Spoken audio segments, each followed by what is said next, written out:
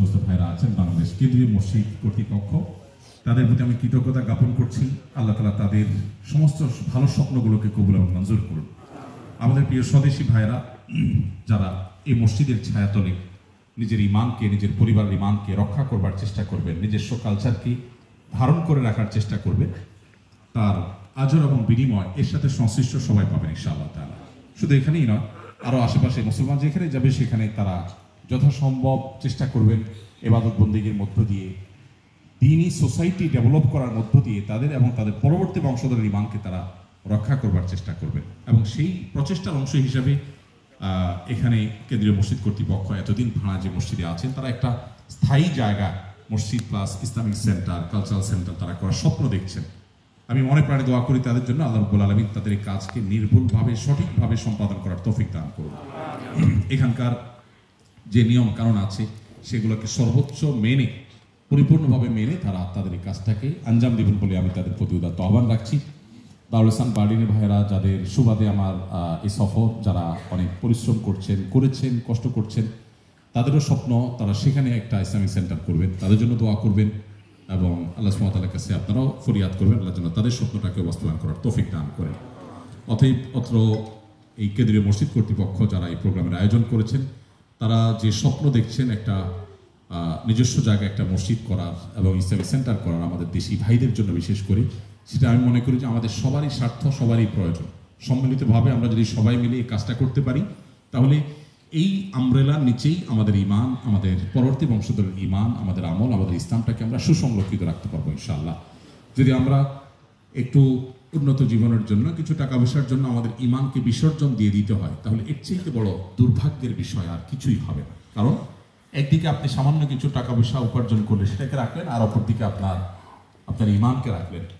তো ইমান যদি আপনি খুঁয়ে ফেলেন এই কিছু টাকার বিনিময়ে, একটু লাক্সারিয়াস লাইফের বিনিময়ে, তাহলে আপনার চাইতে ক্ষতিগ্রস্ত পৃথিবীতে আর কেউ নেই। সবচেয়ে বড় লসের ব্যবসা আপনার হয়েছে। সো ইমানকে বাঁচানোর জন্য এই দ্বীনি পরিবেশটা অনেক গুরুত্বপূর্ণ। দ্বীনি পরিবেশ ছাড়া কেউ কখনো ইমান রক্ষা করতে পারবে না। আপনারা জানেন দেশে আমরা আসুন্নাহ ফাউন্ডেশন মসজিদ কমপ্লেক্স করছি, সেখানে আমাদের মসজিদ কমপ্লেক্সের আশেপাশে আমরা ইসলামিক সোসাইটি ডেভেলপ করার চেষ্টা করছি। দেশের পরিবেশেও মুসলিম প্রধান সমাজে থেকেও আমরা চেষ্টা করছি যে একটা সোসাইটি সেখানে গড়ে উঠুক যারা দিনকে সিরিয়াসলি মেনটেন করে চলবেন। কারণ বাচ্চারা আসলে দেখে দেখে শিখে, যখন ভালো পরিবেশ পাবে, আরেকটা ফ্যামিলি ভালো একজন মুসলিম হিসাবে অন্য ধর্মাবলম্বী ভাই বোনদের মাঝে থেকেও ইসলামের সৌন্দর্য, ইসলামের সৌরভ, ইসলামের যে ভালো দিকগুলো আছে সেগুলো তাদের সামনে আমাদের কর্মকাণ্ডের মধ্য দিয়ে, আমাদের শৃঙ্খলাবোধের মধ্য দিয়ে, আমাদের আচরণের মধ্য দিয়ে, আমাদের শান্তি কামিতার মধ্য দিয়ে আমরা প্রকাশ করবার এক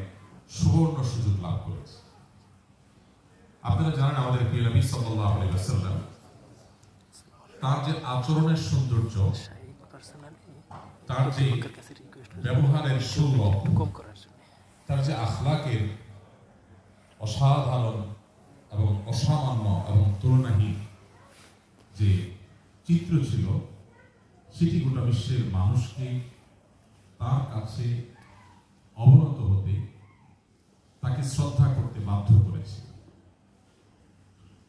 তিনি এতটাই শান্তিকামী ছিলেন, শুধু মুসলিম নয়, অন্য ধর্মাবলম্বীদের প্রতি আমাদের সদয় আচরণ, সুন্দর আচরণ, তাদের প্রতি মানুষ হিসাবে শ্রদ্ধা বোধ করবার শিক্ষা আমাদের প্রিয় নবী সাল্লাল্লাহু আলাইহি ওয়াসাল্লাম আমাদেরকে দিয়েছে। প্রিয় নবী সাল্লাল্লাহু আলাইহি ওয়াসাল্লামের সামনে দিয়ে একজন অন্য ধর্মাবলম্বী মানুষের লাশ নিয়ে যাওয়া হচ্ছিল, তিনি সম্মান প্রদর্শন করলেন। জিজ্ঞাসা করা হলো, হে আল্লাহর রাসূল, এটি তো অন্য ধর্মের মানুষের লাশ, মুসলিম না। প্রিয় নবী সাল্লাল্লাহু আলাইহি ওয়াসাল্লাম তখন বলেছেন, আলাইসা নাফসা, এই লাশটি যার, তিনি অন্য ধর্মের অনুসারী হতে পারেন, তিনি কি মানুষ নন? মানুষ হিসাবে তাকে আমি শ্রদ্ধা করছি, রেসপেক্ট করছি। আব্দুল্লাহ ইবনে ওমর রাদিয়াল্লাহু তাআলা আনহু, তিনি তার বাসায় একবার ছাগল জবাই হয়েছে। আরবের ঐতিহ্য তখনও ছিল, এখনো আছে। তারা আসলে আমার সম্ভব না বাঁচা, তাকে বললেও শুনবে না, তাহলে সেই মজলিস আপনি অ্যাভয়েড করেন। এতে আপনাকে কেউ যদি অহংকারী বলেও কিচ্ছু আসে যায় না। তাহলে খোলাসা কথা হলো, ব্যালেন্স থাকতে হবে যে আপনি কতটা মিশবেন, কতটা মিশছেন না। যদি একেবারেই আপনি সেখান থেকে সরে যান, একেবারে রিজার্ভ করে ফেলেন, অতিরিক্ত রিজার্ভ করে ফেলেন, সেটা উচিত না। মানুষের সাথে হাসি মুখে কথা বলা, মিশা, খোঁজ খবর নেয়, এগুলো আমাদের পার্ট অফ ইসলাম। সো সেগুলো আমাদের করতে হবে।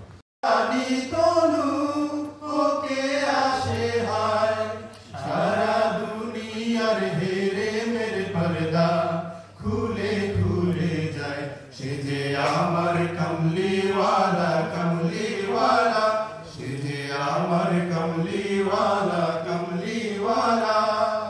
তার ভাবে বিভোল রাঙা পায়ের তলে, পর্বত জঙ্গম টলো বলো টলে। তার ভাবে বিভোল রাঙা পায়ের তলে, পর্বত জঙ্গম টলো বলো টলে। খুরমা খেজুর বাদাম জাফরানি ফুল, খুরমা খেজুর বাদাম জাফরানি ফুল, ঝরে ঝরে যায় সে যে আমার কমলিওয়ালা কমলিওয়ালা, সে যে আমার কমলিওয়ালা কমলিওয়ালা।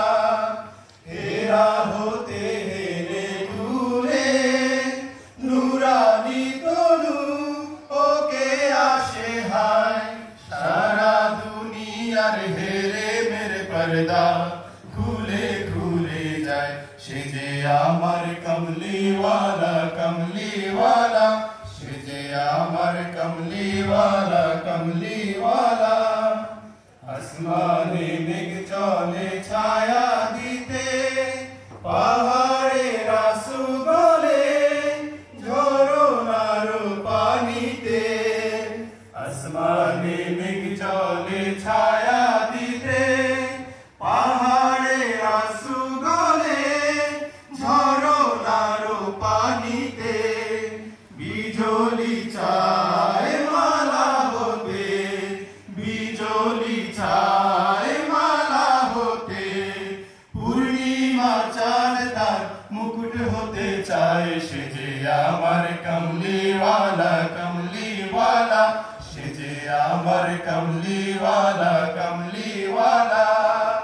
হেরা হতে হেরে দূরে নুরানি তনু ওকে আসে হায়, সারা দুনিয়ার হেরে মেরে পর্দা খুলে খুলে যায় সে যে আমার কমলিওয়ালা কমলিওয়ালা, সে যে আমার কমলিওয়ালা কমলিওয়ালা, সে যে আমার কমলিওয়ালা কমলিওয়ালা, সে যে আমার কমলিওয়ালা